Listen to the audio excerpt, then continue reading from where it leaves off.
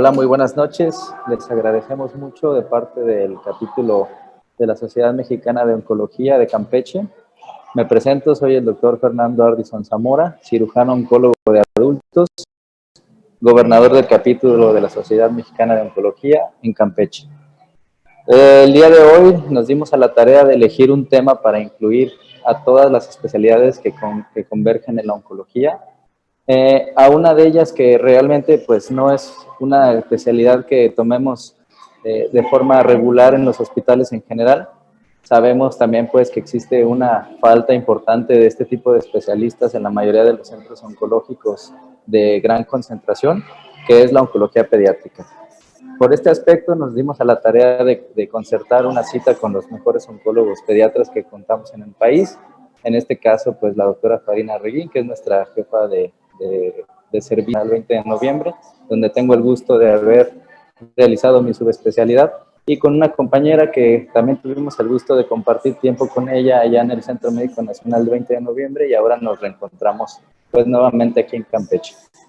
Damos las gracias también por tener un cirujano oncólogo pediatra, una de las cosas que considero yo muy importante y que realmente son muy pocos subespecialistas de esta área, al menos en el conocimiento de nosotros en la medicina oncológica de adultos. Por lo tanto, pues les doy la bienvenida a este capítulo de nuestras sesiones de Campeche. Les damos muchas gracias por estar conectados con nosotros. Esperemos que todo lo que se toque en este tema sea de mucha utilidad para todos. Muy importante el tema quirúrgico. Damos las gracias también pues para tratar de llevar una estrategia para evitar las ya famosísimas amputaciones, sobre todo en pacientes pediátricos. Cedemos entonces la palabra a la doctora Soledad Pérez Camal, que es oncóloga pediatra, aquí trabaja en el Centro Estatal de Oncología en Campeche. Muchas gracias por asistir. Se quedan con la doctora. Muchas gracias, doctor. Hola, buenas noches. Soy la doctora Soledad del Carmen Pérez Camal, oncóloga pediatra, adscrita al Centro Estatal. Es un placer para mí ayudar con la coordinación de esta sesión del capítulo Campeche, y vamos a tratar un tema súper importante en la edad pediátrica, panorama actual del osteosarcoma en pediatría. Es un honor para mí presentar a estos ponentes excelentes y además con amplio conocimiento en el tema. Dentro de los puntos a tratar, tendremos en primer lugar generalidades del osteosarcoma por la doctora Farina Esther, oncóloga pediatra y jefa del Servicio de Oncología Pediátrica del Centro Médico Nacional 20 de noviembre, así como encargada de la clínica de tumores óseos de dicha institución. Seguidamente, principios quirúrgicos y salvamentos de la extremidad con el doctor Jaime Chalco, oncólogo, pediatra, cirujano, y posteriormente para finalizar con una serie de preguntas y respuestas. Muchas gracias a la Sociedad Mexicana de Oncología y a todos los que nos acompañan en esta sesión. Sean bienvenidos. Adelante, doctora Farina Reguín. Muchas gracias, Sol. De verdad, qué gusto la invitación. Para mí está bien bonito verlos así por Zoom, pues, y platicar con ustedes sobre este tema, muchas veces poco visto, porque casi todo el mundo hablamos de leucemias y de linfomas y de los tumores más frecuentes, pero hablar de osteosarcoma de verdad es un reto para todo el equipo multidisciplinario. Ese es mi conflicto de interés. Trabajo en Advisory Board con esos laboratorios, y esta es la agenda que vamos a llevar durante mi participación. Vamos a iniciar con un caso clínico, lo que debes de saber, generalidades de osteosarcoma, hablar un poquito del tratamiento a lo largo del tiempo, hacia dónde vamos, cuál es el panorama de esta enfermedad en el hospital donde trabajo, que es el 20 de noviembre del ISSSTE, y finalmente los puntos para llevar a casa. Inicio con un caso clínico, porque finalmente es lo que nosotros vemos todos los días. Es una paciente de 11 años de edad, femenino, que ingresa al hospital con un padecimiento, como inician todos estos pacientes, con dolor, aumento de volumen, de varios meses de evolución. Entonces inicia con dolor, aumento de volumen, problemas para caminar, y acude con su médico y su pediatra, al sospechar que pudiera tratarse de un tumor óseo, realizan una tomografía en la cual se identifica un tumor en tercio proximal de tibia izquierda. El pediatra, nuevamente, sabe que hay que hacer una resonancia magnética y entonces toma una resonancia magnética, lo envía con un ortopedista y el ortopedista realiza una biopsia a ese tumor. El reporte de patología fue de un osteosarcoma convencional condroblástico. Con este diagnóstico, esta paciente es enviada 4 meses después al Centro Médico Nacional 20 de noviembre, donde nosotros, la Clínica de Tumores Óseos, iniciamos el abordaje integral por todas las especialidades que vemos este tipo de tumores, y como parte del abordaje para ver metástasis a otros huesos, tomamos también nosotros un PET-CT. En este, el tumor era no metastásico, nuevamente corroboramos que tenía un tumor localizado en el hueso con estas dimensiones, y en la resonancia magnética lo revisamos nuevamente en el tumor board que tenemos de tumores óseos y no tenía criterios de preservación. Iniciamos tratamiento con quimioterapia neoadyuvante y justamente cuando llegamos a la semana 10, que es cuando se tiene que hacer la cirugía, bueno, los papás y la niña rechazan el tratamiento porque teníamos que hacer una cirugía radical, teníamos que realizar una amputación y, bueno, se pierden, ¿no? Que eso es algo común que vemos en los pacientes con este tipo de tumores. Definitivamente el impacto que tiene hacer un tipo de cirugía mutilante, pues tiene un impacto físico, emocional, social. Entonces, hasta cierto punto es entendible muchas veces la decisión de estos pacientes. Entendible, más no aceptable. Esta paciente acude a un médico particular donde realizan preservación extraíste y se reporta con un 40% de necrosis como mal respondedor. Regresa el 20 de noviembre después de la cirugía y regresa con complicaciones, regresa con dehiscencia de la herida quirúrgica y pues es manejada nuevamente por la gran cantidad de especialistas que nosotros tenemos, infectología, ortopedia, cirugía oncológica, para pues continuar y tratar de arreglar las complicaciones con las que llegó.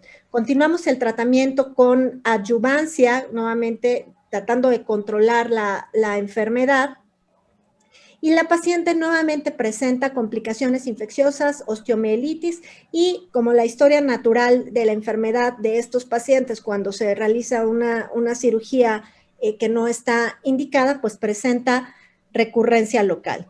Estas son algunas de las imágenes, como llegó la paciente, vean ustedes con exposición de la prótesis, con material purulento, y pues bueno, independientemente de todo el tratamiento y de todo el abordaje que se dio por parte del equipo multidisciplinario, pues la paciente evidentemente tuvimos que hacer resección, tuvimos que hacer una amputación y la historia natural progresó a pulmón.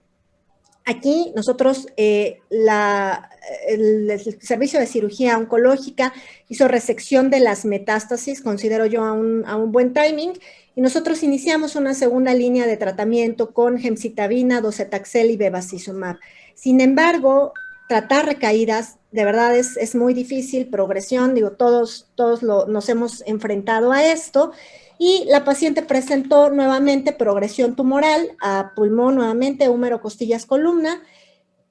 Por decisión con los papás y nosotros, terminamos el tratamiento con fines curativos, iniciamos quimioterapia metronómica y finalmente la paciente se fue a paliación y soporte y la paciente falleció. Para poder hablar de osteosarcoma, hay algunos datos que todos debemos de saber. Primero, que el cáncer es la primera causa de muerte por enfermedad en niños, que es una enfermedad que es potencialmente curable si se hacen las cosas bien. ¿Qué es esto? Si el médico de primer contacto sospecha que el niño puede tener un padecimiento oncológico, si es enviado de una forma oportuna a un hospital certificado para el tratamiento de este tipo de pacientes, si en el hospital, por supuesto, se encuentran con los médicos certificados, especialistas y también con toda la infraestructura, llámese también abasto de medicamentos para poder tratar la enfermedad. Y bueno, si se logra conjuntar todos estos factores, se puede llegar a una supervivencia global mayor del 80%. En países con un alto ingreso económico se reporta una supervivencia global incluso del 90% en algunas patologías. Esto gracias al avance en tratamiento, al abordaje multidisciplinario para el tratamiento de esta enfermedad y por supuesto a toda la terapia de soporte. Y algo muy importante en lo cual nosotros tenemos siempre que ver como oncólogos pediatras, como personal de salud, es ver la calidad de los pacientes, la calidad de vida, y esto es desde el momento en que llegan con nosotros. En México se diagnostican más de 5,000 casos nuevos al año en menores de 19 años y cobran alrededor de 2,000 vidas anuales.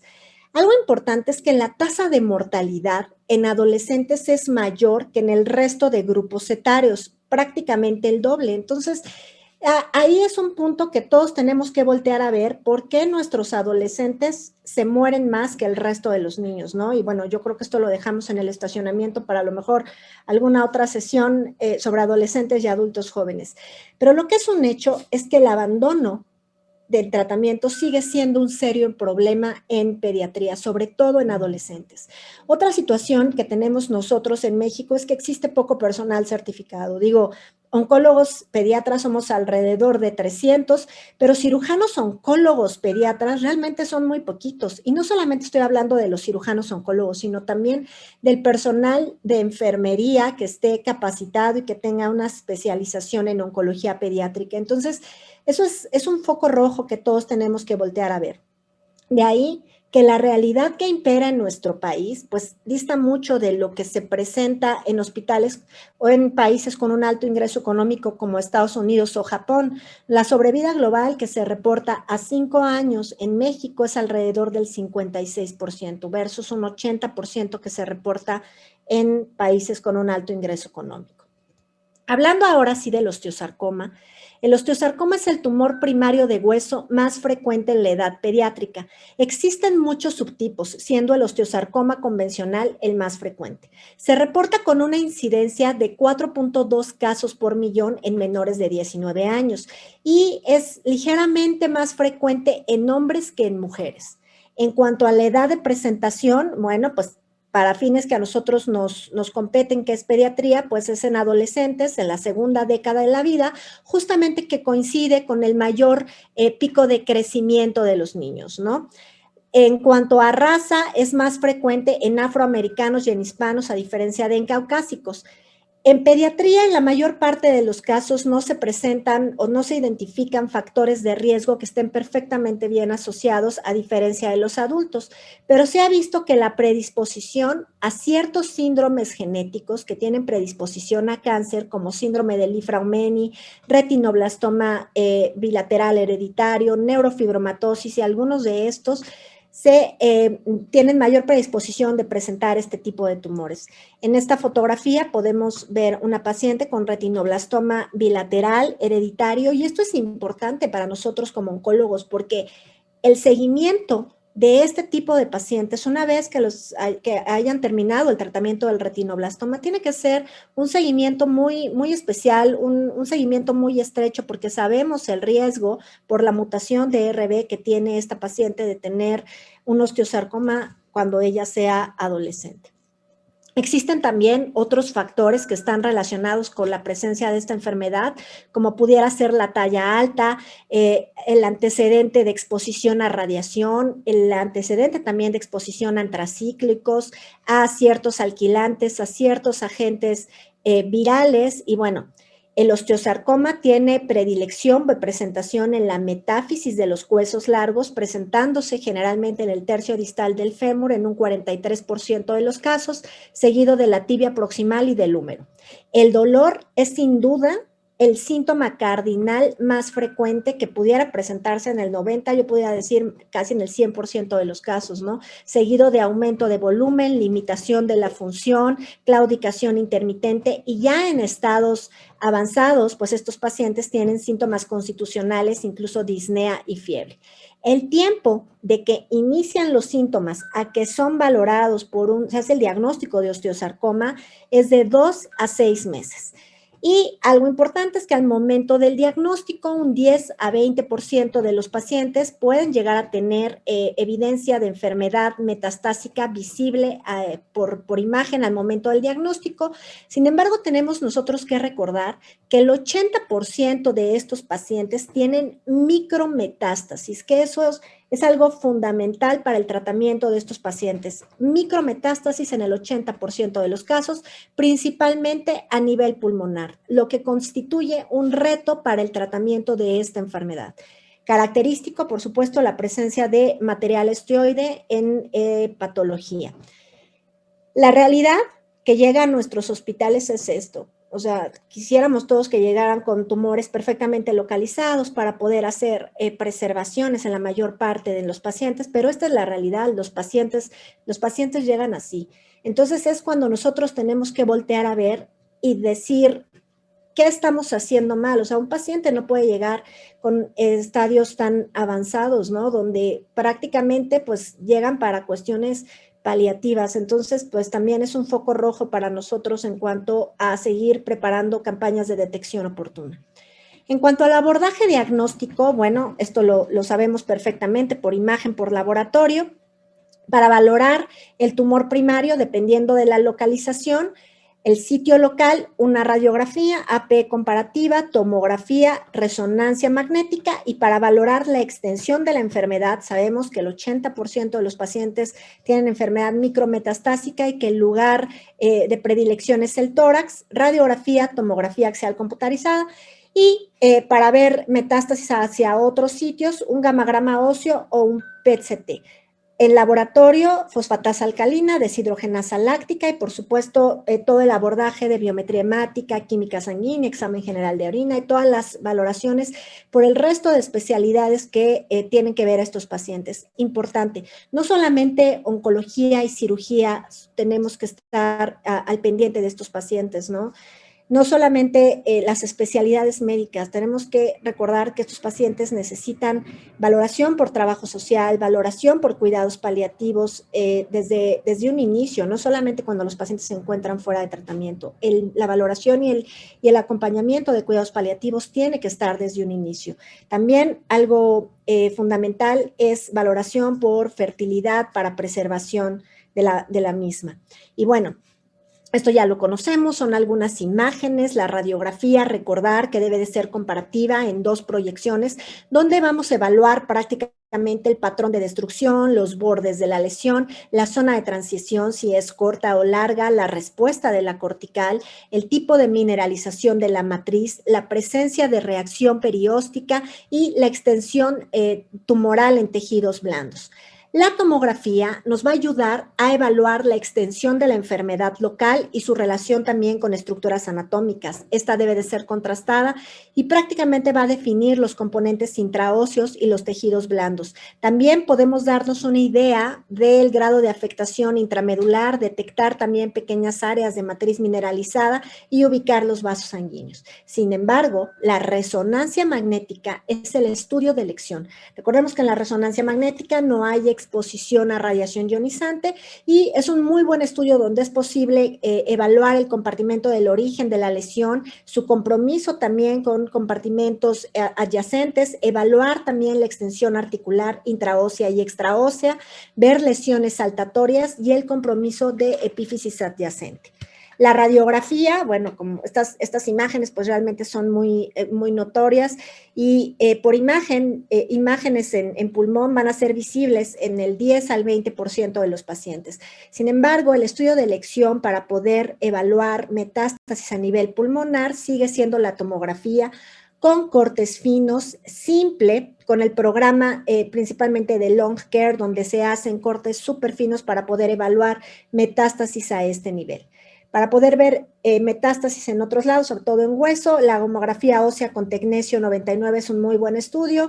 Sin embargo, el PET-CT con 18 FDG ha sido mucho más preciso, tiene una buena sensibilidad, especificidad y sigue siendo mucho mejor para estadificación, restadificación y seguimiento.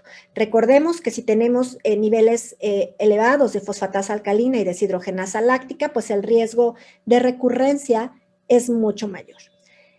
Esta imagen se las presento para que vean cómo los tumores óseos efectivamente no son tan frecuentes, ¿no? Si nosotros lo comparamos con las leucemias, que prácticamente ocupan el 50% del cáncer en pediatría, pues los tumores óseos no son tan frecuentes, más o menos ocupan entre el quinto, sexto lugar. Esta es una estadística del 2014, sin embargo, esto no ha cambiado hasta el momento. Pero lo que es muy importante y lo que quiero resaltar es justamente esto, el porcentaje de sobrevida en pacientes con tumores óseos. Vean ustedes cómo la media del 56%, esto es en cáncer en general, es lo que les comentaba, que estos son datos de Sencilla. Sin embargo, existen ciertos tumores como el tumor de Wilms, linfoma de Hodgkin, o incluso, como vimos en el Congreso de la MOP recientemente, leucemias que están teniendo un porcentaje de supervivencia alto. Pues eso está muy bonito, eso está muy padre. Sin embargo, en tumores óseos esto no es así. Tenemos una sobrevida baja, de modo que tumores sólidos, tumores óseos, es algo en lo cual nosotros tenemos que voltear a ver y tenemos que pensar y analizar por qué estos pacientes no se están curando, ¿no? Algo importante que ya lo habíamos comentado es el abandono es importante, tenemos un gran porcentaje de abandono y recordemos que pacientes que abandonan el tratamiento son pacientes que van a fallecer, o sea, pacientes que no reciben el tratamiento, pacientes que fallecen. En cuanto a los factores pronóstico, bueno, los principales factores que afectan el pronóstico de esta patología son la presencia de metástasis al momento del diagnóstico, donde una sobrevida en tumores localizados es alrededor del 70 o incluso 80% en algunos pacientes, versus metastásico, que es del 20%. La localización de la metástasis también es importante, donde una localización exclusivamente pulmonar es mucho mejor que si se encuentra combinada a hueso o a otros lados. Y el tiempo de presentación, una metástasis que se presenta 2 años después de haber terminado tratamiento con quimioterapia, bueno, tiene mejor pronóstico que si se presenta antes, incluso con sobrevidas que se reportan hasta del 40%. La respuesta a la quimioterapia, hablando de buenos respondedores, malos respondedores, también es un factor pronóstico, las características del tumor, el tamaño, obviamente la localización, si la localización es axial, bueno, pues también es importante porque son más difíciles de entrar y resecar, y la histología, donde histología de fibroblastos o de osteosarcoma fibroblástico, telangiectásico, tienen mejor respuesta a la quimioterapia. Características del paciente, pacientes mayores de 10 años o con lesiones preexistentes como enfermedad de Payet, bueno, pues también tienen peor pronóstico. Hablando del tratamiento, bueno, el tratamiento a lo largo de la historia ha tenido varios cambios. El tratamiento es multimodal, donde la cirugía y la quimioterapia juegan un factor muy importante. Un control local exitoso aunado a una quimioterapia sistémica para el control de micrometástasis son esenciales para el éxito de este tipo de tumores. Históricamente, antes de identificar la importancia de la quimioterapia, en los años 70, pues únicamente se hacían cirugías, ¿no? Donde era la única forma en la que ellos trataban este tipo de tumores. Y bueno, vemos que la sobrevida global en pacientes no metastásicos era del 20%. ¿Y qué sucedía? Bueno, se hacían cirugías grandes y al año estos pacientes se morían porque presentaban metástasis a nivel pulmonar.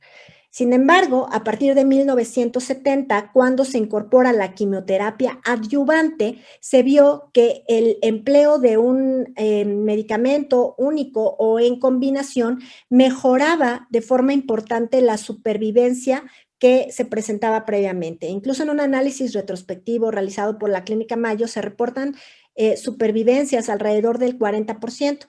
Y esto abre la pauta para que el estudio multiinstitucional del osteosarcoma demostrara la superioridad de la quimioterapia más la cirugía. Entonces, este estudio fue llevado en los años 80, se enrolaron 113 pacientes y se demostró un 11% de supervivencia en aquellos pacientes, esto a 6 años, que eran tratados únicamente con cirugía versus un 61% de los pacientes que recibían quimio y cirugía. Durante este periodo de tiempo también se hicieron múltiples esfuerzos con intentar cirugías cirugías de preservación. Sabemos que la mayor parte de las cirugías que se hacían pues eran cirugías radicales, entonces cirugías de preservación era importante. Entonces, el concepto de quimioterapia neoadyuvante fue introducido en el Memorial con un esfuerzo de tener tiempo para poder realizar una buena reconstrucción, para poder tener todos los aparatos y todo lo necesario para hacer preservación y aparatos prostésicos, y a su vez lograr el control de la enfermedad sistémica desde el diagnóstico, logrando supervivencias hasta del 65%. De modo que hasta la fecha, estamos hablando de los 80, seguimos con ese mismo esquema de quimioterapia neoadyuvante, cirugía, quimioterapia adyuvante. Y bueno, con la evaluación de la respuesta neoadyuvante también entra un concepto importante que es el buen respondedor, el mal respondedor, y dependiendo del porcentaje de necrosis, con la finalidad, obviamente, de pronóstico y de ver si los pacientes podían beneficiarse de modificación de la quimioterapia, ya que se reporta una sobrevida libre de evento en buenos respondedores, incluso hasta del 90% versus un 50% en malos respondedores. Y bueno, este es el famoso EURAMOS que muchos de nosotros utilizamos, incluso conocemos. Es un estudio colaborativo entre grupos europeos y grupos americanos que todos inician neoadyuvancia con MAP, se intensifica, bueno, se hace la cirugía, se ve la evaluación y se randomiza dependiendo, ¿no? Buen respondedor, mal respondedor. Aquí el empleo o la adición de ifosfamida y etopósido en aquellos pacientes que fueron malos respondedores, realmente no se vio una mayor diferencia estadística en cuanto a la supervivencia y sí mayor toxicidad. Y por ejemplo, en pacientes buenos respondedores, el empleo de interferón pues tampoco trajo como muchos resultados alentadores. De ahí, esto nos sirve para buscar la necesidad de encontrar nuevos agentes o dianas terapéuticas para esta enfermedad, ¿no? Entonces, es importante conocer la biología de estos tumores y el perfil inmunológico para identificar los targets terapéuticos, porque desde 1980 hasta la fecha realmente no ha habido nuevos progresos.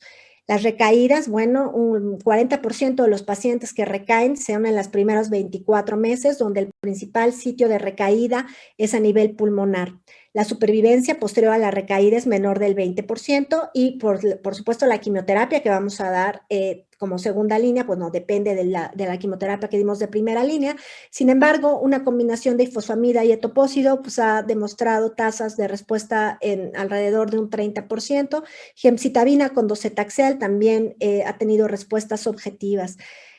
Pero lo que es un hecho es esto, las células tumorales del osteosarcoma pues buscan diferentes o desarrollan diferentes mecanismos de resistencia a la quimioterapia, ¿no? En un paper publicado en el Pediatric Blood and Cancer, donde se estudiaron 431 pacientes, se evaluaron diferentes variables en la sobrevida después de la primera recurrencia, siendo los más importantes la edad, mayores de 10 años tienen mal pronóstico, metástasis al momento del diagnóstico, el sitio de recaída, si es una recaída combinada, pulmón y hueso, pues tampoco tiene buen pronóstico, y el tiempo de recaída cuando es menor a 2 años de haber terminado el tratamiento, pues también es de mal pronóstico. Se han hecho tremendos esfuerzos para definir la biología de este tipo de tumores. Sabemos que hay alteraciones de P53, sabemos que hay alteración de RB, sin embargo es necesario que todos hagamos secuenciación para encontrar estas regiones hipermutadas, cataegis, que están presentes en el osteosarcoma. Sabemos que un gran porcentaje de los pacientes con osteosarcoma tienen CD8, tienen un alto grado de inestabilidad genómica. Muchos de estos tumores incluso expresan PDL1, por lo cual, pues a lo mejor un inhibidor de PDL1 pudiera ser susceptible, ¿no? Inhibidores de este ligando. También hay proteínas de superficie que pudieran ser blanco de anticuerpos. Se puede activar también la respuesta con monocitos y con macrófagos, como en con el empleo de muramil, tripéptido, entre otros. El sistema inmune es verdaderamente sofisticado y tenemos varios targets terapéuticos que se pueden utilizar. Todos estos fármacos se han utilizado para poder dar una esperanza, por ejemplo, eribulina, cisplatino inhalado, denosumab, o sea, hay estudios utilizando todo esto. Anti-GD2 se ha visto que con resultados alentadores en neuroblastoma en estadio 4, y pues está intentando también en osteosarcoma, ¿no? Bevacizumab, cabozantinib, o sea, todos estos Pero, ¿qué tenemos que conocer? Pues tenemos que conocer el target, eso es importante. Tenemos que conocer la biología de los tumores. El inmunomodulador Muramil tripéptido, el famoso mifamortide, ha demostrado una mejoría en el 8% de supervivencia en estos pacientes, no aprobado en Europa, no aprobado en Estados Unidos. Pudiera ser un fármaco alentador, pero bueno, la verdad es que tenemos que seguir buscando, ¿no? El empleo de radioterapia controversial en pediatría, tenemos estudios limitados, generalmente nosotros no lo utilizamos más que con fines de paliación, bueno, pero les presento este estudio realizado en St. Jude en un intento de aplicar radioterapia, ¿no? Las indicaciones para aplicar radioterapia fueron cirugías incompletas, márgenes positivos, irresecables, pobre respuesta a la quimioterapia y consolidación en sitio metastásico. Entonces, son intentos curativos para aplicar radioterapia en aquellos tumores que no se pueden quitar y bueno, aquí lo que ellos concluyen es que en Hayas la radioterapia fue bien tolerada y se consiguió control local en el 75% de los pacientes. Y bueno, les presento rápidamente, por cuestión de tiempo, un estudio que presentamos nosotros en el Congreso de SIOP en el 2019, donde la doctora Pérez Camal participó. Y es la experiencia que tenemos nosotros en la clínica de tumores óseos en el 20 de noviembre. Fue un estudio de 15 años donde eliminamos a todos los pacientes que no fueron diagnosticados en el hospital, o sea, no aquellos que fueron diagnosticados en otro lado, sino que llegaran con nosotros desde un inicio, y prácticamente la relación hombre-mujer es la misma, es 1 a 1, la distribución por edad es prácticamente lo mismo que se presenta en la literatura, y bueno, también la presentación es prácticamente igual.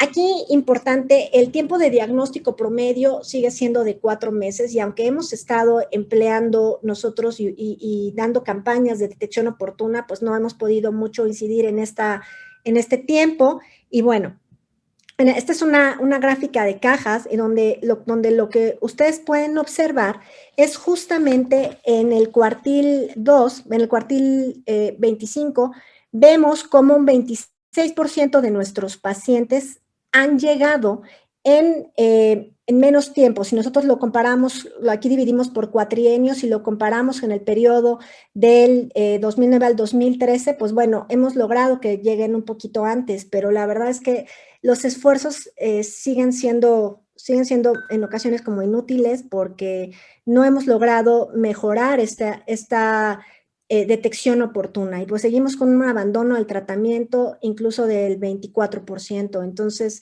pues es algo en lo que tenemos que trabajar. Patrón osteoblástico, muchos de nuestros pacientes llegan no metastásicos y algo aquí importante, vean ustedes, la mayor parte de nuestros pacientes son amputados, casi no preservamos y eso es algo en lo que también tenemos que trabajar. Y también muchos pacientes que no tenemos control local en estos pacientes, pues son pacientes que van a morir. Si nuestros pacientes no se operan, son pacientes que van a morir. La mayor parte de nuestros pacientes son malos respondedores y bueno, la supervivencia global que tenemos a 5 años es del 57.7%, la supervivencia de tumores localizados es del 60.7%, pero ya cuando vemos la supervivencia global del osteosarcoma en enfermedad refractaria, vemos cómo nuestros pacientes pues se mueren, o sea, llegamos a esta supervivencia del pues, menos del 20%, o sea, esto nos enseña que tenemos un solo chance para poder curar a los pacientes. En nuestra serie, la mayor parte de los pacientes que progresan son pacientes que se van a morir. Y bueno, aquí también el tiempo transcurrido, pacientes que llegaban en menos de 3 meses, eran pacientes que también no tenían una buena supervivencia, lo cual no checaba con nuestra hipótesis inicial, que si llegaban antes, estos pacientes pues les iba mejor y que si llegaban después, pues a estos pacientes les iba peor. Es algo que tenemos que poder estudiar. Y bueno, vean aquí la P no es significativa, incluso aquí las gráficas se unen, entonces, bueno, esto es algo que tenemos que estudiar y estamos analizando para poder presentar en el siguiente SIOP. Y la experiencia que nosotros tenemos con inmunomodulador, digo, es únicamente con el mifamortide. Hemos tenido hasta el 2018 6 pacientes, de los cuales no hemos tenido ninguna recaída. hasta el momento a nivel pulmonar. No son pacientes que han estado bien. Y bueno, tenemos una femenina justo que acaban de operar los cirujanos hace 2 semanas, donde le hemos metido a quirófano 3 veces por la presencia de un nódulo a nivel pulmonar, pensando que pudiera tener pues progresión. Es una paciente que ya tiene más de 5 años, más de 4 años de vigilancia, y el resultado siempre ha sido hiperplasia nodular. Entonces, bueno, esto pudiera coincidir con que la paciente recibió mifamortide durante el tratamiento, ¿no? Finalmente, los puntos para llevar a casa son que el tratamiento del osteosarcoma debe ser una terapia multimodal. Tenemos que trabajar en equipo, todos. El timing es muy importante, platicar con el cirujano, sobre todo en la enfermedad metastásica, donde también es un reto cuándo resecar las metástasis. Hemos llegado a un plató de la enfermedad donde no hemos logrado superar esa supervivencia del 70%, y bueno, en México es menor. Tenemos que mejorar la sobrevida. Sin duda, tenemos que conocer la biología del osteosarcoma, identificar nuevos fármacos y no olvidar las campañas de detección oportuna. Yo creo que eso es básico, ¿no? Bueno, finalmente quiero agradecer al equipo de oncología pediátrica del 20 de noviembre, al doctor Elliot Quintana, residente, a la clínica de tumores socios y a la clínica de adolescentes y adultos jóvenes para la presentación de esta charla. Ahí están los integrantes, y un especial agradecimiento al doctor Rubén Sebastián Barajas. Muchas gracias. Y bueno, perdón, continuamos con el doctor Jaime Shalkov para que nos hable de toda la cuestión quirúrgica. Gracias, Jaime. Muchas gracias, querida amiga. Siempre un placer escucharte. Y siempre me da mucho gusto no ponernos de acuerdo en las charlas y estar en el mismo canal en el concepto y lo que sucede con nuestros pacientes. Para hablar un poquito de la experiencia quirúrgica, la verdad es que todos los detalles no quirúrgicos e incluso varios de los quirúrgicos fueron tratados en extenso y puntualmente por Farina. Yo personalmente no tengo fe en el nifamortide. El único paper que probó mejoría en el 8% de los pacientes, mejoró 2 meses la sobrevida en el 8% de los pacientes, y el tratamiento, la última vez que intenté usarlo, costaba como 2 millones de pesos, y está indicado iniciarlo en pacientes sin enfermedad metastásica de inicio. Pues a título personal, yo soy un anteponente del uso de nifamortide, pero bueno, por supuesto, estoy dispuesto a cambiar todas y cada una de mis ideas en cuanto a para hacerlo. Me voy a enfocar en principios quirúrgicos. ¿Se está viendo mi presentación? No puedo avanzar diapositiva. Déjenme ver si por acá. Ahí está. Bueno, totalmente como se dice, ningún paciente con ningún tipo de sarcoma, incluyendo el osteosarcoma, puede curarse sin una resección completa.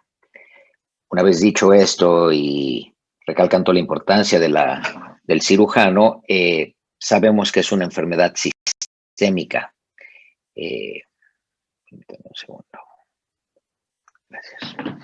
Es una enfermedad sistémica, aún en ausencia de identificación de enfermedad metastásica al momento del diagnóstico. Solo 20% de los pacientes van a tener enfermedad metastásica sincrónica al momento del diagnóstico, pero como se mencionó, hasta 70 u 80% de los pacientes van a desarrollar metástasis durante algún momento de su tratamiento o vigilancia.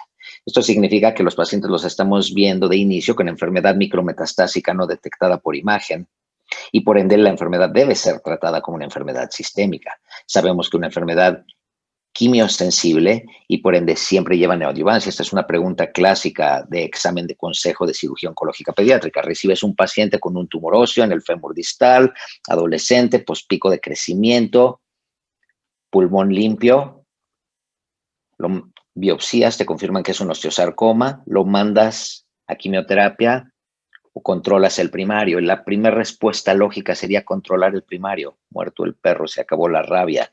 Y esa es una respuesta incorrecta, porque lo que pone en peligro la vida del paciente nunca es el tumor primario. El tumor primario es más fácil de controlar, aunque sea con amputación, 90% de las ocasiones con salvamento de extremidad. Lo que mata al paciente es la recurrencia sistémica y principalmente pulmonar. La otra razón para usar siempre neoadyuvancia aunque la enfermedad parezca resecable y controlable de inicio, es que el índice de necrosis que el patólogo vea en la pieza definitiva después de controlar el tumor primario post-neoadyuvancia dictará la conducta a seguir al oncólogo médico en cuanto a que un tumor que tenga necrosis muy alta por clasificación de jugos pueda seguir con el mismo tratamiento o puedan hacerse ajustes a los esquemas dependiendo de la respuesta del primario al tratamiento ya establecido. Y la tercera es para aquellos pacientes que en nuestro medio no dejan de haber niños que requieren amputación por estadio avanzado de la enfermedad al diagnóstico y presentación tardía, puedan tener una preparación psicológica adecuada antes de ser sometidos a procedimientos radicales. En general considera un tumor no radiosensible, pero totalmente de acuerdo con Farina, adolescentes y adultos jóvenes toleran bien la radioterapia. Tenemos casos de apoyo en control primario y tanto en metastásico, sobre todo en enfermedad oligometastásica, con radioterapia para pacientes no respondedores a varios esquemas de tratamiento.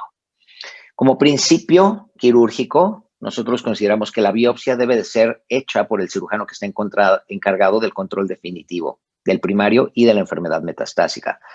Y la cirugía es la única alternativa terapéutica en enfermedad oligometastásica o recurrencias múltiples hasta el momento. Es decir, cuando el paciente ha fallado a 2 o 3 esquemas de quimioterapia y recurre con nódulos pulmonares, es posible intentar la sobrevida libre de enfermedad mediante resección quirúrgica sin volver a inducir al paciente a esquemas de quimioterapia. Seguramente esto se modificará con las visiones futuras que Farina menciona, con terapias blanco dirigidas a blancos moleculares específicos, pero hasta el día de hoy en México, cuando un paciente falla a segunda y tercera línea, depende del cirujano poder controlar la enfermedad y mantener sobrevida libre de enfermedad. Desafortunadamente o afortunadamente, el osteosarcoma es un único tumor sólido en pediatría, donde la resección de la enfermedad metastásica ha logrado demostrar mejorar la sobrevida libre de enfermedad, que en pocas palabras significa compramos tiempo. Y eso se torna en un dilema ético y moral, porque cada vez que resecas mets pulmonares y el paciente puede vivir otros 5 o 6 meses, llega un momento donde hay que conversar profundamente con la familia y con el paciente en cuanto a sus expectativas, porque papá o mamá siempre van a llegar a decirte, cómprame otros 6 meses, cómprame otros 6 meses. Tú has operado 3, 4, 5 veces a un paciente de enfermedad metastásica pulmonar y llega un momento donde hay que decidir dónde parar. Y eso es un tema de debate donde la psico-oncología pediátrica y la buena comunicación entre el equipo multidisciplinario, no exclusivamente el médico quirúrgico, sino el multidisciplinario y la familia son prioritarias. La razón por la que la biopsia debe realizarla el cirujano encargado del control definitivo del primario es porque sabemos que el tracto de la aguja por donde se lleva a cabo la biopsia se siembra de células neoplásicas y hay que resecarlo en bloque en la resección definitiva con el tumor. De tal manera que no se hacen biopsias incisionales abiertas. Todos los diagnósticos de osteosarcoma deben ser hechos mediante biopsia por punción con aguja gruesa. Si es un osteosarcoma telangiectásico con sangrado, hay que hacer la compresión suficiente para evitar el sangrado, pero una presión excesiva que pueda diseminar intramedularmente el tumor, impidiendo el salvamento de extremidad posterior. Se debe de entrar con la aguja coaxial por un solo tracto para no contaminar tejidos blandos que puedan precluir el salvamento de extremidad exitoso. En fin, por eso es importante tener estos principios básicos en cuenta y que el paciente sea biopsiado por el mismo cirujano que lo va a atender después. El salvamento de extremidad es definitivamente el procedimiento de elección, ya que no modifica el pronóstico. El control del tumor primario puede ser hecho mediante amputación o mediante salvamento y el pronóstico de sobrevida está determinado por el comportamiento biológico de la enfermedad, la respuesta al tratamiento y el desarrollo o no de enfermedad metastásica, no del tipo de cirugía que se hace para controlar el primario. Por ende, existen algunas contraindicaciones absolutas y o relativas que ya voy a poner en tela de juicio en este momento a consideración de ustedes algunas de ellas, porque creo que es la función de la ciencia el cuestionar el conocimiento y eso es lo único que nos lleva a avances terapéuticos. Como se mencionó, la sobrevida en enfermedad localizada, y esto es en el mundo, no México, es del 70%. Cuando tienen metástasis sincrónicas del 20% aproximadamente. Los pacientes con metástasis metacrónicas pueden algunos de ellos ser salvados mediante segundas líneas de quimioterapia o resección quirúrgica completa y eventualmente esperemos que mediante la terapia blanco dirigido. Sabemos que el sitio más frecuente de metástasis es el pulmón. La sobrevida global en enfermedad metastásica depende del momento en el que ocurre. Y sabemos que la sobrevida en una primera recaída es muy pobre, baja al 20%, pero con recaídas múltiples es prácticamente ínfima, como bien lo mencionó mi querida colega. En México, el osteosarcoma representa el 5% de todos los casos de cáncer infantil y el 11% de los sólidos malignos en menores de 18 años. Casi 2/3 partes de ellos se diagnostican en etapas avanzadas de la enfermedad y la sobrevida nacional es menor al 25%.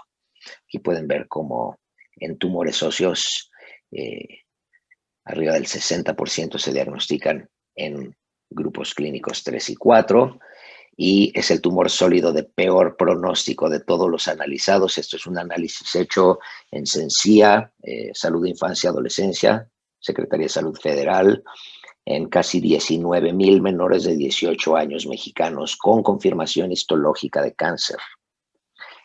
Así que la sobrevida a 60 meses o global a 5 años para tumores óseos específicos es bastante pobre. Sabemos que hay un tiempo prolongado, como dijo Farina, y me pareció muy interesante escuchar que el diagnóstico modificó la sobrevida, lo cual tiene mucho sentido con el hecho de que el pronóstico lo determina el comportamiento biológico de la enfermedad y no tanto otros factores externos. Pero en un estudio hecho en el Instituto Nacional de Pediatría encontramos que el tiempo promedio entre inicio de síntomas y confirmación diagnóstica es de 5 meses, con un intervalo desde 1 a 8 meses, y tratamos de analizar cuál de los siguientes será el tiempo más prolongado, es de que el paciente desarrolla síntomas y busca atención, o desde que un médico de primer contacto sospecha que se trata de una patología neoplásica maligna y lo refiere a tercer nivel, o de que ingresa al Sistema Nacional de Salud de tercer nivel y se confirma el diagnóstico, o entre la confirmación diagnóstica y el inicio del tratamiento. Y para nuestra gran sorpresa, los grandes centros de referencia tienen sobresaturación y el tiempo más prolongado, por lo menos en esta corte de pacientes, fue entre la confirmación diagnóstica e inicio del tratamiento, ya sabiendo que el niño tiene osteosarcoma. Encontrar la cama, contar con el esquema de quimioterapia, colocar el acceso vascular central, en fin, una serie de cosas que ustedes conocen porque compartimos el medio y la realidad en el que desempeñamos nuestra labor. Del 2020 al 18, que fue la última vez que analicé osteosarcomas en general en el INP, habíamos visto 419 casos, un promedio de 20 casos anuales. La mitad por tumor del sitio primario es fémur distal, tibia proximal, húmero proximal. El cuarto lugar es esqueleto del macizo facial, tipo histológico más frecuente el osteoblástico, nada diferente a lo del resto de la literatura, 20% con mets al diagnóstico y 80% de los que desarrollaron enfermedad metastásica, por supuesto, durante el tratamiento o la vigilancia. En esta corte de 400 niños, una edad media de 11 años, pero yendo desde 2 hasta los 18 años, y en 7 de cada 10 de nuestros pacientes que son sometidos a cirugía en el INP, podemos hacer salvamento de extremidad. Voy a presentar más una casuística a través de la cual puedo tal vez abordar algunos de los conceptos básicos y principios de la cirugía de los tumores óseos en pediatría. Primero, hoy en día contamos con técnicas multiplanares de reconstrucción que nos permiten muy buenas evaluaciones preoperatorias en distintos ángulos, en distintas superficies de corte, por vascularidad, con reconstrucción de los tejidos blandos o de los tejidos óseos para planear el abordaje y la extensión de la enfermedad. Este caso ya está publicado hace mucho tiempo, en 2011, si mal no recuerdo, pero es una chica con un osteosarcoma maxilar en el cual a través de la reconstrucción tridimensional de la tomografía hacemos la estereolitografía, la impresión 3D, modelo 1 a 1 del cráneo de la paciente, lo cual permite varios beneficios. Uno, planear la cirugía, hacer una planeación preparatoria específica, poder ver el tumor desde varios ángulos, establecer el tamaño del defecto que vamos a tener después de la resección, moldear las placas de reconstrucción antes del quirófano, esterilizarlo y tenerlo durante la cirugía para poder ajustar medidas y tamaños de corte durante la cirugía, disminución del tiempo de herida abierta y exposición y por ende de infección de herida quirúrgica. Más aparte, las ventajas didácticas del proceso educativo para los muchachos en formación, para los entrenandos en cirugía pediátrica o cirugía oncológica pediátrica, y la discusión del caso con los familiares y los pacientes para poder definir expectativas de calidad de vida en el postoperatorio. Esto permite, por ejemplo, en este caso, hacer una incisión Ferguson-Weber, subpalpebral, paranasal en labio anterior, levantar un colgajo faciocutáneo que contiene tanto los músculos de la expresión facial como las ramas del nervio facial para preservar la expresión del postoperatorio, y resecar el tumor con márgenes libres de resección con una reconstrucción primaria que permite resultados cosméticos y funcionales muy adecuados. El obturador palatino con el proceso dentoalveolar anterior se prepara en el molde desde antes de la cirugía para que la paciente salga del quirófano. Aquí pueden ver cómo la paciente está intubada nasotraquealmente y ya tiene su paladar porque este fue conformado en el preoperatorio. En este otro caso es una Ferguson-Weber sin transección labial, solamente subpalpebral y paranasal. Aquí tienen el vermillón del labio superior con acceso al área maxilar. En este caso haciendo crioterapia en un intento de disminuir la incidencia de recurrencia local. Más o menos 40 pacientes hechos con crioterapia en el Instituto Nacional de Pediatría. Este protocolo no está a mi cargo, hay otro investigador en el hospital a cargo de esto. A título personal, no considero útil la crioterapia en tumores óseos, no creo que disminuya la incidencia de recaídas locales, pero bueno, era una buena idea en el momento y tal vez me pruebe equivocado el investigador al que me refiero con una publicación con datos estadísticamente significativos, pero solo en mi opinión personal no creo encontrar una menor incidencia de recurrencia local con crioterapia, específicamente en sólidos, no así en otro tipo de tumores, sólidos de hueso me refiero. En este caso, haciendo un injerto autólogo de costilla para reconstruir el triángulo de presión que mantiene el espacio orbitario palatino sin colapso con placas de titanio y que nos permiten ver una funcionalidad postoperatoria muy buena. La niña puede arrugar las cejas, arrugar la nariz, mandar besos, sonreír con buena funcionalidad postoperatoria. Pasando a otro tipo de ejemplos, tumores de extremidad superior. Aquí voy a poner en tela de juicio un concepto. El concepto básico de que es el momento del diagnóstico, no después de la neoadyuvancia. Si un paciente va a ser sometido a salvamento, tienes que considerar que el paciente es candidato en la resonancia inicial, porque los estudios previos sugerían que un paciente que no era candidato a salvamento de inicio, pero la citorreducción post-neoadyuvancia hace muy tentadora la posibilidad de un salvamento, tenían una mayor incidencia de recaída local y de fallecimiento. Sin embargo, la época en la que estos papers fueron publicados no teníamos las técnicas de reconstrucción y de microanastomosis vasculares y de transposición de tejidos con las que contamos ahora. Entonces, un ejemplo es este niño que tiene un tumor de húmero proximal muy grande, que cuando lo vemos por tomografía tiene pérdida de toda la cabeza del húmero, incluso de la cavidad glenoidea, de la escápula hasta la diáfisis humeral, con destrucción ósea significativa y con hipervascularidad, pero que sin embargo después de una buena quimioterapia neoadyuvante por mi querida amiga Cristina en Chihuahua, tiene el brazo de este tamaño y entonces yo me siento muy culpable, por decirlo de alguna manera, de hacer una amputación interescapulohumeral en un paciente que se ve de esta manera. Nos animamos a probar nuestra suerte hablando clara y objetivamente con la familia y el paciente y hacemos un salvamento de extremidad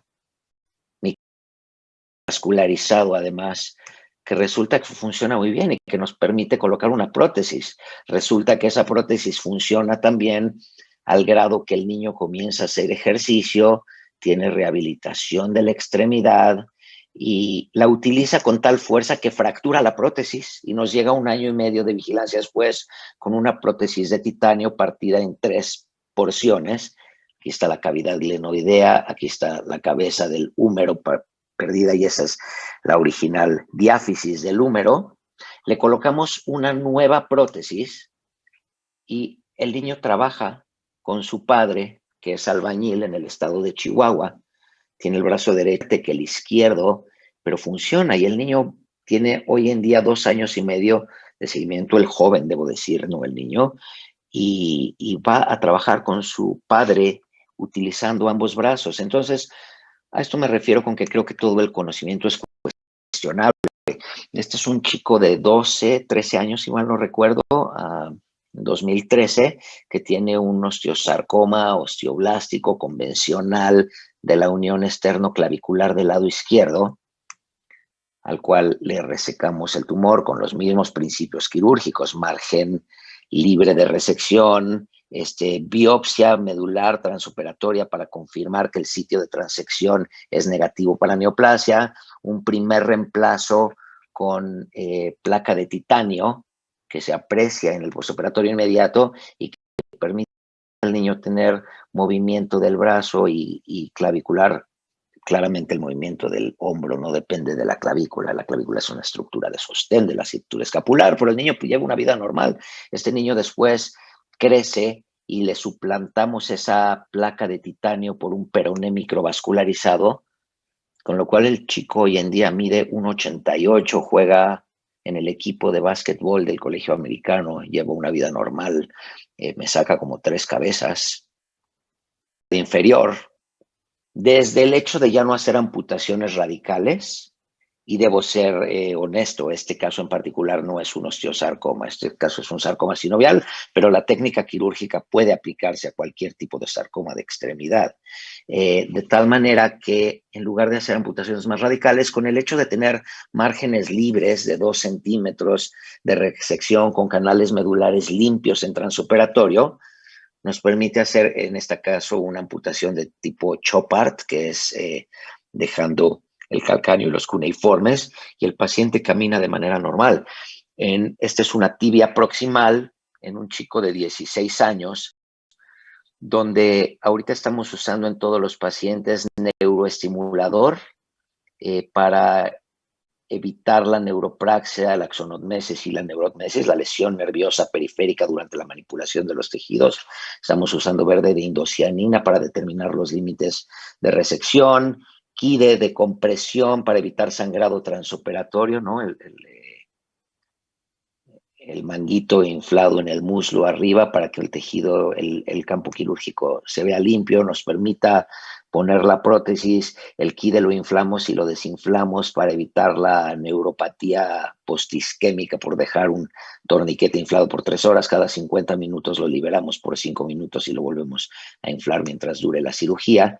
Aquí tenemos una prótesis, endoprótesis tumoral no convencional, porque no es nada más la bisagra, sino que tiene además el segmento de metáfisis y diáfisis que se reseca con los vástagos que se insertan en los canales medulares proximales y distales, puesto junto a la pieza quirúrgica, la apreciación de la herida quirúrgica en el postoperatorio inmediato. Los pacientes los paramos de cama al día siguiente de la intervención a las 12 horas de la cirugía, minimizando estancia hospitalaria, consumo de narcóticos analgésicos y disminuyendo en teoría el riesgo de tromboembolias pulmonares y el tiempo que usan Clexane subcutáneo. Y esa es la funcionalidad de ese paciente. Tibia proximal derecha, 4 meses después de un salvamento de extremidad. Es más que aceptable. A este paciente lo voy a reintervenir el mes que entra a 4 años de esta cirugía inicial para ponerle una nueva prótesis porque el paciente siguió creciendo. Lo operé de 1,78 de estatura y ahora mide 1,86, tiene una discrepancia de longitud de extremidades y entonces quiere un recambio de prótesis. Así es como se ve en patología. Debemos de tener bordes libres, márgenes libres, secciones medulares limpias. La zona de corte, la zona de la biopsia transoperatoria se toma de la porción que queda en el paciente, por supuesto, del canal medular nativo. Tenemos que buscar el margen libre transarticular y hacia los tejidos blandos. Como recordatorio, y por mucho no soy patólogo, pero bueno, por sentarme con los amigos y aprender de ellos, aprende uno a identificar este tipo de tumores. Producen mucho material osteoide, este material eosinófilo rosa clarito es producción de osteoide, característica de esta enfermedad. Las células son polimorfas, algunas fusos celulares, algunas redondeadas con núcleos prominentes. Ciertamente en acercamientos mayores 40X podemos ver mitosis atípicas. Este caso en particular tenía 6 mitosis atípicas por campo de alto poder. Y esto es lo más importante para el oncólogo médico. ¿Qué tanto del tumor murió con la neoadyuvancia? Y por eso la importancia de darle quimioterapia antes de resecar el tumor en el paciente. Tinciones específicas, el SATB2, que no es 100% específica, pero es menos sensible, pero menos específica, pero muy sensible, perdón, en osteosarcoma, o la osteocalcina, ¿no? Algunas de ellas son nucleares, otras nucleolares, otras son de membrana, otras son de citoplasma, pero las dos clásicas que utilizamos, por lo menos en el ABC, en todo paciente con osteosarcoma, SATB2 y osteocalcina. Otro concepto que voy a poner en tela de juicio ya para terminar mi presentación es la invasión neurovascular. Si la pierna no se puede mover, no tiene sentido hacer un salvamento porque de nada sirve una pierna que no funciona y con la cual el chico o la chica no puede bailar, jugar, brincar, novios y ver a los amigos o hacer deporte. Y además sobre una pierna inerte tampoco se puede colocar una prótesis externa, no tenemos exoesqueletos como en Israel. De tal manera que el paciente que no tiene una pierna funcional tiene una mejor calidad de vida estando amputado que salvado. Y eso es muy importante contraponerlo contra el orgullo del cirujano pensando que debe de ser capaz de salvar a todo mundo. Y lo importante no es que digan que uno puede o no salvar pacientes con osteosarcoma, lo único que importa es que estos pacientes tengan una calidad de vida aceptable. El único estrella del equipo es el paciente. Así que dejando de lado el orgullo quirúrgico, algunos pacientes viven mejor con prótesis externas al grado de que pueden ir a las Olimpiadas. Yo tuve la fortuna de operar a un chico que 6 años después de su amputación por osteosarcoma ganó una medalla de oro paralímpica en judo en Beijing 2008. Un 80 fornido, tipazo.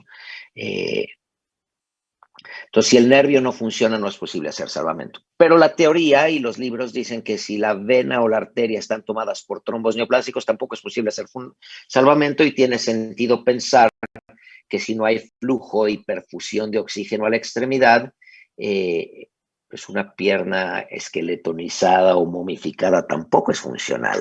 Sin embargo, hemos hecho en alguna ocasión, después de resecar el tumor y teniendo ya el hecho quirúrgico, habiendo identificado desde el preoperatorio un trombo endovascular tumoral, hemos hecho en 2 pacientes arteriotomía con extracción de trombo que probó ser positivo para osteosarcoma por histología y que nos permitió aún así hacer un salvamento en un paciente que además jugaba básquetbol y rompió 3 veces la prótesis de titanio hasta que le dijimos, oye, cambia de deporte y mejor juega golf.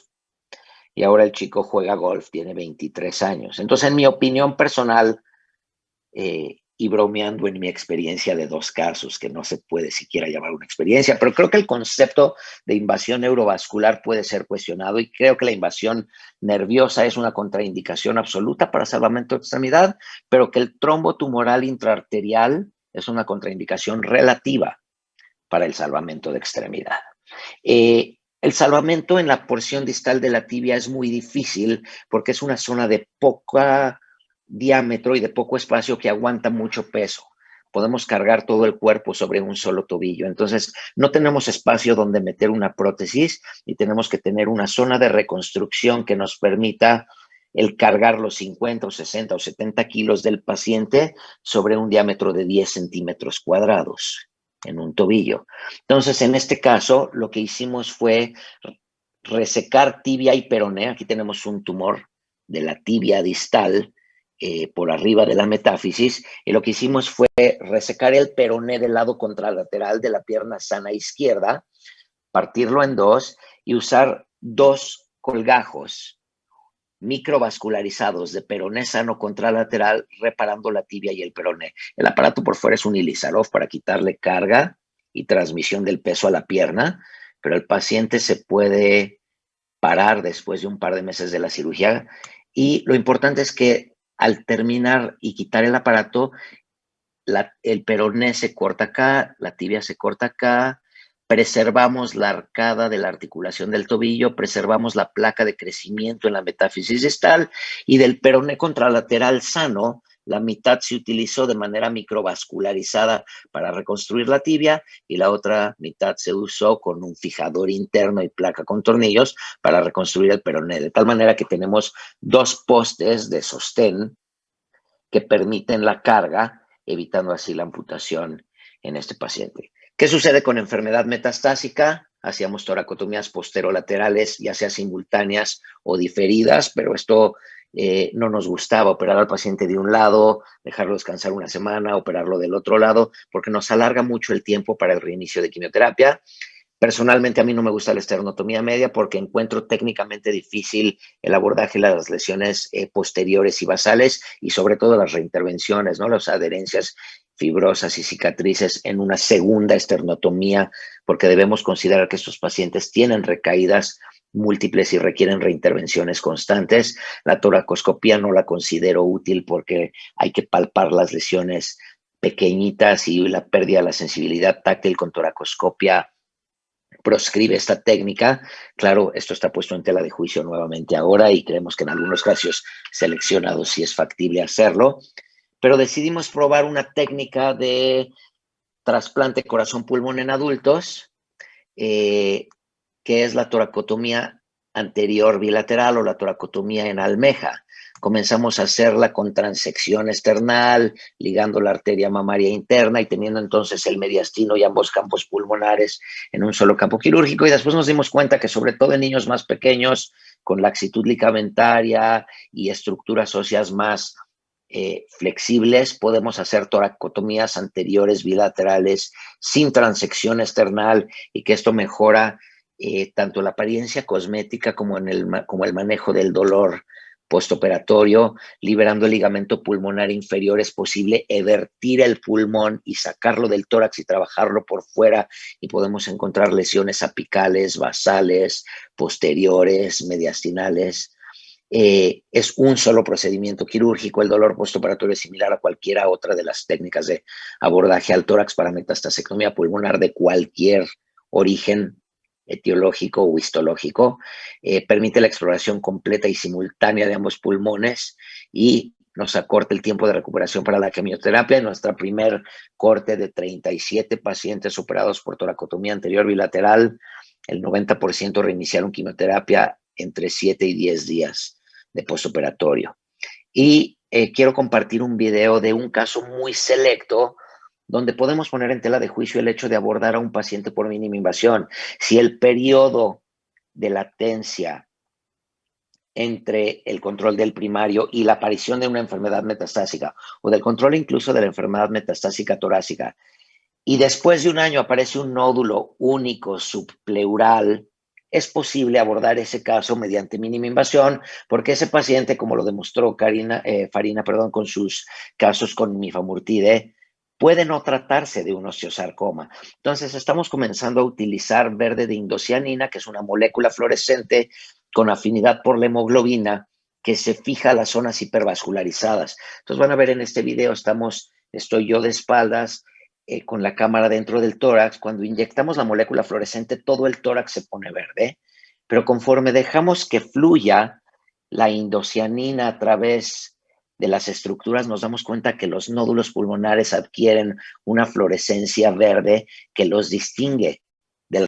resto del parénquima pulmonar y que nos permite entonces hacer mínima invasión en casos seleccionados en enfermedad oligometastásica o nódulo pulmonar solitario con largo tiempo de vigilancia después del tratamiento sistémico, en donde es probable que la lesión que resequemos no sea un osteosarcoma. En este caso, de hecho, fue un fibroma, una reacción a cuerpo extraño por ya sea una metástasis previa que respondió a quimio o algún proceso infeccioso durante periodos de neutropenia, pero la sonda pleural permaneció dentro del paciente durante 8 horas y el paciente fue egresado a las 16 horas de esta intervención en el ABC.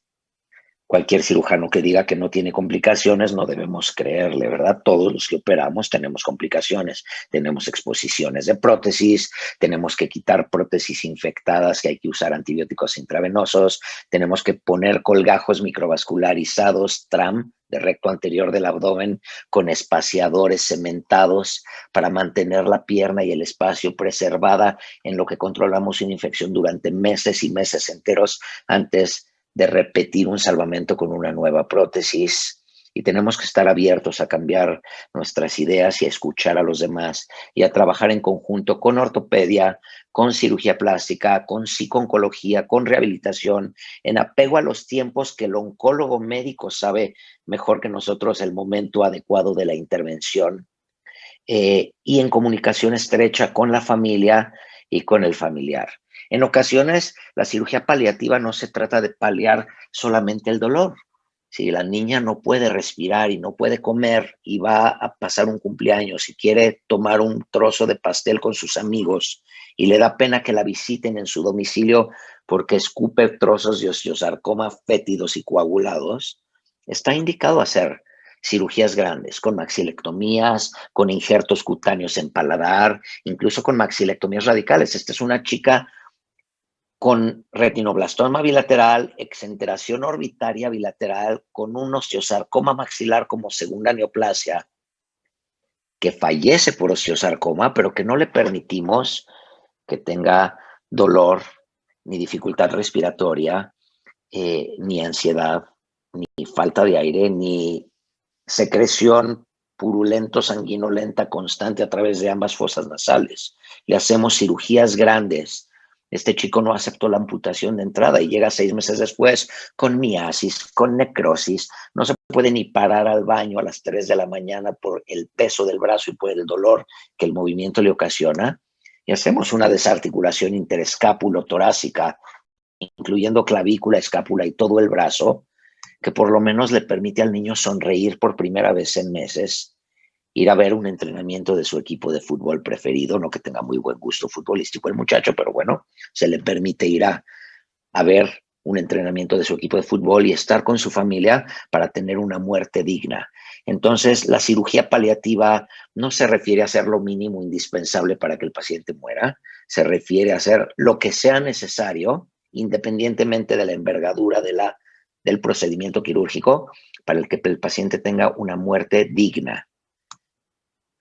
Yo creo que todos nosotros que estamos acostumbrados a ver niños, cirugía de pobre pronóstico en nuestro medio, debemos encontrar esta determinación para soportar la dureza que nuestra profesión exige y que ésta solamente florece desde la conmovedora gentileza de nuestros pacientes.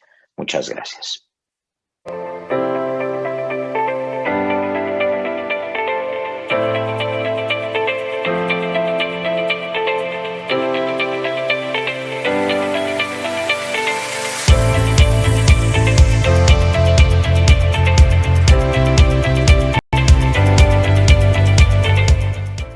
Buenas noches de nuevo. Pasamos a la sesión de preguntas y respuestas.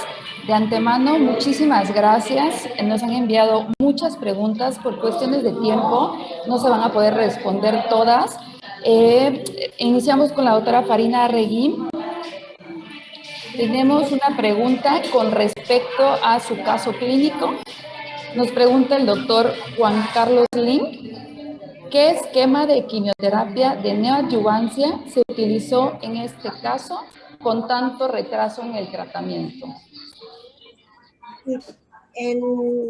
En cuestión de retraso con la neoadyuvancia realmente no lo hubo, fueron los tiempos establecidos y se utilizó protocolo Risoli, que lleva metotrexate, cisplatino, doxorubicina e ifosfamida. A diferencia de lo que actualmente estamos utilizando, que es Euramos, el esquema que utilizamos llevaba ifosfamida desde la neoadyuvancia. Yo creo que el problema y el problema del retraso prácticamente empieza a partir de que el paciente, la niña empieza con estas complicaciones pues de osteomielitis, de hisencia y todo esto, que es cuando de verdad empieza el problema en el retraso de la quimioterapia, pero recibió Risoli y segunda línea con gemcitabina, docetaxel y bevacizumab. Muchas gracias, doctora. Doctor Jaime, preguntan, ¿qué prefiere usted con respecto a su experiencia? ¿Biopsia por Throughput o biopsia abierta? 100% en todos los pacientes, biopsia por Throughput. La biopsia abierta contamina el tejido blando perilesional y puede precluir la posibilidad de hacer un salvamento de extremidad. Evidentemente conocemos que nuestro medio debe de permitirnos ajustarnos a las necesidades del hospital donde trabajemos. Si un paciente con una lesión masiva, con un cirujano que a lo mejor no ha manejado demasiados osteosarcomas, que no va a ser candidato a salvamento y donde no hay un throughput y no hay un patólogo experimentado para confirmar el diagnóstico en cilindros, está perfectamente justificado hacer una biopsia abierta. Pero el principio básico es no contaminar el adecuada durante un salvamento de extremidad posterior. Entonces, el sitio de la biopsia por el sitio donde va a ser la incisión de la cirugía definitiva, etcétera. Los principios que se mencionaron durante la charla. Muchísimas gracias. Doctora Farina, ¿cuál es el abordaje psicosocial de los pacientes que van a amputación? ¿Se han analizado por qué se abandona el tratamiento de forma institucional? Justamente estamos en proceso de análisis, de ver que tenemos un gran porcentaje de abandono del 20%. Justamente estamos analizando y es algo que vamos a presentar próximamente en ensayo. Y bueno, el abordaje, estos pacientes al momento de que ingresan son valorados de forma multidisciplinaria por todas las especialidades que vemos estos pacientes: ortopedia, cirugía oncología, cuidados paliativos, trabajo social, psicología, rehabilitación, todos, infectología, prácticamente todos, ortopedia. La cuestión psicosocial, yo creo que es algo muy importante que muchas veces dejamos de lado, ¿no? Porque estamos tan preocupados en la cuestión del PET, la resonancia, vamos a preservar, no vamos a preservar, que se nos olvida esta cuestión del apoyo y del análisis de la familia y del paciente. Entonces, yo creo que es un área de oportunidad para que psicología, cuidados paliativos y trabajo social investiguen junto con nosotros, llevemos una investigación de cuáles son los factores que tienen estos pacientes para el abandono. Justamente la doctora Julieta Robles, que está en Pemex, está llevando un protocolo de investigación sobre abandono en adolescentes, y con los datos que nosotros hemos enviado hemos visto que justamente adolescentes con tumores óseos en nuestra institución pues poco apego al tratamiento. Yo creo que eso también incluso es una falla de parte de nosotros, y yo creo que eso es algo que tenemos que analizar, esta cuestión de la empatía, ¿no? De explicar el por qué sí, el por qué no, una cirugía de preservación o una cirugía radical.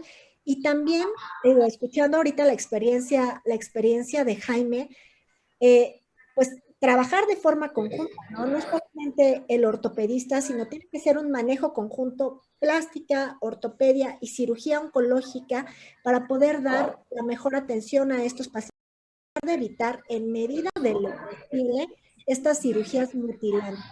En medida de lo posible, quiero decir, nuevamente comparto con el doctor Jaime esta cuestión de no siempre un niño preservado es el niño más feliz, ¿no? Tenemos que decidir bien qué paciente sí, qué paciente no. Entonces creo que muchas veces las cirugías mutilantes y la falta de empatía es un factor decisivo para el abandono. Estamos trabajando. Así es, doctora. Esperemos que estas tasas de abandono logren disminuir. Doctor Jaime, con respecto a la preservación de extremidad, ¿teníamos su experiencia? No me gusta. De plano. No creo en ella, no me gusta, no creo que los pacientes que yo en lo personal haya manejado hayan tenido menor incidencia de recidiva local. Hay varias formas de crioterapia, está muy bien estudiado cómo la crioterapia produce citotoxicidad. Puedes sacar el hueso, congelarlo, volverlo a poner, puedes congelar el lecho quirúrgico de lo que quedó después de la operación, y podrán justificar su experiencia. La mía no es demasiado vasta, pero no creo que sea un buen método de control local. Creo que una cirugía amplia con márgenes anatómicos libres y una buena reconstrucción son más efectivos funcionalmente y en recaídas locorregionales que la crioterapia presenta. Muchas gracias, doctor. Doctor Ardison. Doctor Jaime, doctora Farina, ¿cuál es su opinión personal y experiencia de la entrada en el equipo multidisciplinario de un cirujano oncólogo de adultos y no un cirujano oncólogo pediátrico como tal? ¿Han notado ustedes que tiene algún impacto en la sobrevivencia, algún impacto en la preservación de extremidad o algún impacto en el abandono del tratamiento? Yo completamente a favor, sobre todo en aquellos pacientes que son adolescentes y adultos jóvenes, completamente a favor. Y es justamente lo que nosotros estamos empezando a hacer en el 20 de noviembre. Acabamos de inaugurar la clínica de adolescentes y adultos jóvenes, donde estos pacientes son presentados y son abordados de forma multidisciplinaria con cirujanos oncólogos de adultos,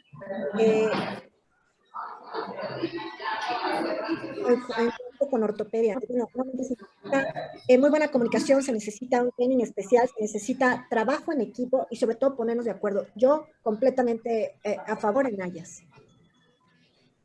Jaime. Absolutamente de acuerdo. Yo estoy sesgado porque yo soy cirujano de adultos también. Yo hice cirugía general, pero yo admiro y respeto mucho a los cirujanos oncólogos de adultos. Creo que tienen una vasta experiencia.